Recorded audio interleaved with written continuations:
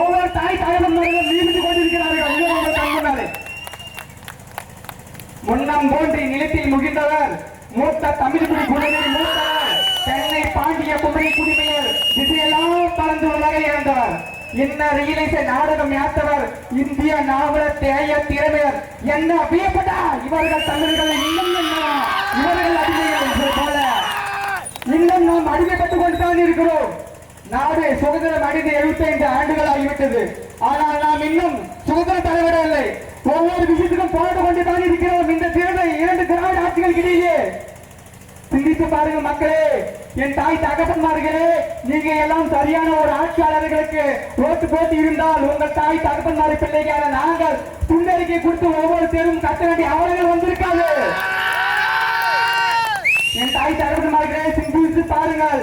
தமிழ்நாட்டில் தமிழ் படித்தவனுக்கு வேலை இல்லை, தமிழே படிக்கிறார். இந்திக்கானுக்கு தமிழ்நாட்டில் வேலை.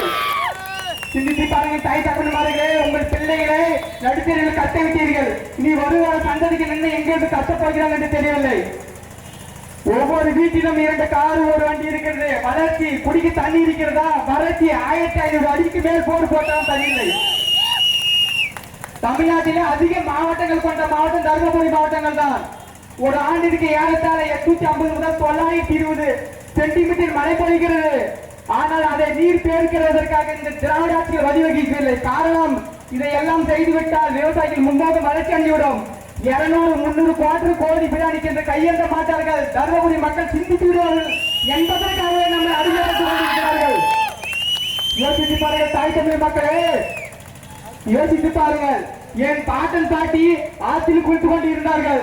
என் தாய் தகப்பன்மார்கள் கிணற்றில் குளித்துக் கொண்டு இருந்தார்கள். நான் கிணத்தை பார்க்க போட்டு தான் முடிகிறது, தண்ணி இல்லை.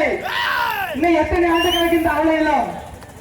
என் பாட்டன் பாட்டி இந்த நாட்டிற்கு போராட்டு கொண்டு இருந்தால், என் தகப்பன்மார்கள் இந்த நாட்டின் வறுமைக்காக போராடி கொண்டிருந்தார். நான் படித்து முட்டி வேலைக்காக போராடி கொண்டிருக்கிறேன்.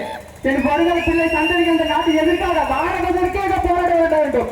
கொள்ளை கொள்ளல் ஊழல் லஞ்சம் ஒழிப்பு பாலியல் வன்கொடுமை என்ற எக்கச்சக்க திட்டங்களை நாசகார செயல்கள் இந்த திராவிட ஆட்சிகள் செய்து கொண்டிருக்கிறது.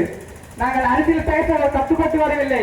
வன்மத்தையும் வக்கரத்தையும் கொண்டுமே நாங்கள் அரசியல் கற்றுக்கொண்டு வருகிறோம். என் தாய் தகவல்மார்களே, சிந்தித்து வாக்களியுங்கள். ஒவ்வொரு ஆண்டிற்கும் மெலிசின் வருகிறது. ஒவ்வொரு 5 ஆண்டுகளுக்கும் மெலிசின் வருகிறது. எலெக்ஷன் வந்து என்ன பிரயோஜனம்?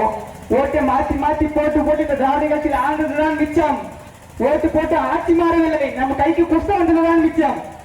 என் தாய் தகப்பன்மார்களே, சிந்தித்து வாக்களியுங்கள். பிறந்த குழந்தைக்கு தாய்ப்பால் இல்லை என்றால் எப்படி குழந்தை இருந்து விடுமோ, என் தாய் மொழியும் அதே மாதிரி அழிந்து கொண்டு வருகிறது. என் தாய் தகப்பன்மார்களே, பிறந்த குழந்தை இந்த நாட்டில் வாழ முடியவில்லை, அவ்வளவு வன்மையாக இருக்கிறது. ஆதங்கத்தில் பேசுகிறேன். ஒவ்வொரு ஆண்டும் இந்த நாட்டில் எவ்வளவு வன்மைகள் நடக்குது. பிறந்த குழந்தைகள் இந்த நாட்டில் சரியாக வாழ முடியவில்லை. ஒரு உத்தரப்பிரதேசத்தில் ஒரு தாய்மார்களின் மார்பைகளை பால் ஆய்வு செய்கிறார்கள். பிறந்த குழந்தைக்கு நஞ்சு. காரணம், ரசாயன பூச்சிக்கொல்லி மருந்துகள் இதை சாப்பிடுவதனால் தான் மட்டுமே. ரசாயன கொல்லிகளை ஊற்றி ஊற்றி நம் மண்ணை மரணாகிவிட்டார்கள். பிறக்கும் குழந்தைகள் இருந்து இறக்கும் வரைவில் எல்லாருக்குமே ஓரளவு லஞ்சம் பெருகிவிட்டது. என் தாய் தகவல்மார்களே, இங்கிருக்கு எல்லாரும் சிந்தித்துக் கொள்ளுங்கள். ஒரு மல்லிக்கடையில காய் வாங்குறோம் அப்படின்னா கொத்த கத்திரிக்காயா பார்த்து போடுங்க, இல்லாத பார்த்து போடுங்க.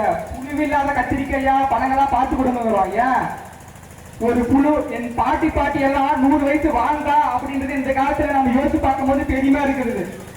ஒரு புழுவே அந்த காய்கறியில உயிர் வாழ முடியலையே, அதை சாப்பிடணும். நாம் எப்படி நீண்ட நாட்கள் உயிர் வாழ முடியும்? ஒரு மனிதனின் சராசரி ஆயுட்காலம் 65 ஆண்டுகள் தான் சொல்லுகிறது. இந்த காலத்திலே எப்படி என்றால் வருங்கால தலைமுறைகள் எப்படி வாழ்வது? யோசித்து பாருங்கள்.